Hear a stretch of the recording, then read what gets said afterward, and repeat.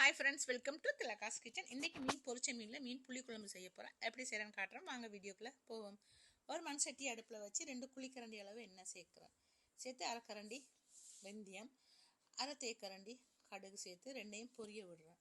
ரெண்டும் பொரியட்டும், கொஞ்சம் நல்லா பொரிஞ்ச உடனே இதுக்கு 10 பல் பூண்டு சேர்க்கிறேன்.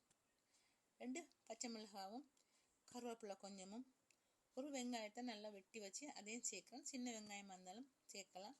இந்த வெங்காயம் நல்லா அந்த எண்ணெயில் வதங்கணும். பூண்டும் நல்லா வதங்கி கொஞ்சம் சுருங்கி வாசனை கொஞ்சம் வரணும். வெங்காயத்தில் பச்சை தன்மையெல்லாம் போகணும். கொஞ்சம் உப்பும் கொஞ்சம் தேவையான அளவு சேர்த்து மஞ்சளும் கொஞ்சம் சேர்க்குறேன். சேர்த்து நல்லா வதங்கணும். இது மீன் புளிக்குழம்புன்னு சொல்லித்தான் நான் வைக்கிறேன்.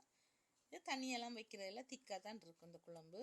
இப்போ இது நல்லா வதங்குது. இது ஒரு எலுமிச்சம் பழ அளவு புளி எடுத்து கரைச்சி வச்சுருக்கேன். அந்த புளியையும் இதில் நான் அப்படியே சேர்க்க போகிறேன். ரொம்ப திக்காக இல்லை, ஓரளவு தண்ணியாக ஒரு டம்ளர் தண்ணி விட்டு இந்த புளியை சேர்க்குறேன். சேர்த்து கொஞ்சம் கொதிக்க விட்டுட்டு இதுக்கு 3 கரண்டி தேக்கரண்டி அளவு குழம்பு மிளகாத்தூள் அது சேர்க்குறேன். அது எங்கள் வீட்டு குழம்பு மிளகாத்தூள் அதை சேர்க்குறேன். 3 கரண்டி இதுதான் இதுக்கு அளவானது. இந்த குழம்பு ரொம்ப தண்ணியாக இருக்காது, திக்காக தான் இருக்கும், பிரட்டலாக தான் இருக்கும். இது புளிக்குழம்புன்னு சொன்னால் பிரட்டலாக தான் இருக்கும். இப்போ இதுக்கு அரை கப் கட்டி தேங்காய் பால் சேர்க்குறேன். நான் தண்ணி பாலோ 3ஆம் பாலோ சேர்க்கலை, கட்டி பால் அரை கப் பால் தான் சேர்க்குறேன். இந்த 3 பேர் சாப்பிடக்கூடிய குழம்பு. இப்போ இந்த மீனெல்லாம் பொரிச்சு எடுத்த மீனெல்லாம் நான் இதில் சேர்க்குறேன். நான் மீனை நல்லா முருகலாக பொரிக்க இல்லை, கொஞ்சம் அரைவாசிக்கு தான் பொரிச்சு எடுத்துருக்குறேன். இப்போ இந்த மீனெல்லாம் சேர்க்குறேன். இந்த மீனுக்குள்ளே உப்பு புளி காரமெல்லாம் நல்லா இறங்க மீன் கொஞ்சம் சாஃப்டாகிடும் சாப்பிட. இந்த மீன் குழம்பு இன்னும் வற்றணும், இன்னும் இறுக்கமாக வரணும். இப்போ கொஞ்சம் உப்பு சேர்க்கணும், உப்பு கொஞ்சம் காணாது.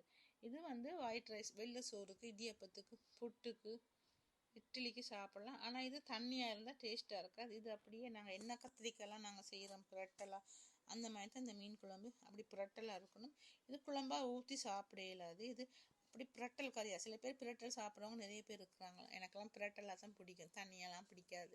அப்போ அந்த பிரட்டலாக சாப்பிடும்போது நல்லா டேஸ்ட்டாக இருக்கும், புளிப்பு காரமெல்லாம் நல்லா இருக்கும். இந்த மீன் குழம்பு சாப்பிட்றதுக்கு அவ்வளோ டேஸ்ட்டாக இருக்கும். இப்போ நான் போடுற சின்ன சின்ன வீடியோலாம் நீங்கள்லாம் பார்த்துருப்பீங்க. நீங்கள்லாம் இதே மாதிரி நான் செய்கிற மாதிரி இந்த மீன் குழம்பை வச்சு பாருங்கள், டேஸ்ட்டாக இருக்கும். சாப்பிட்டு பார்த்து உங்களுக்கெல்லாம் பிடிச்சிருக்கும். பிடிச்சிருந்தா எனக்கு லைக் பண்ணி ஷேர் பண்ணி சப்ஸ்கிரைப் பண்ணுங்கள்.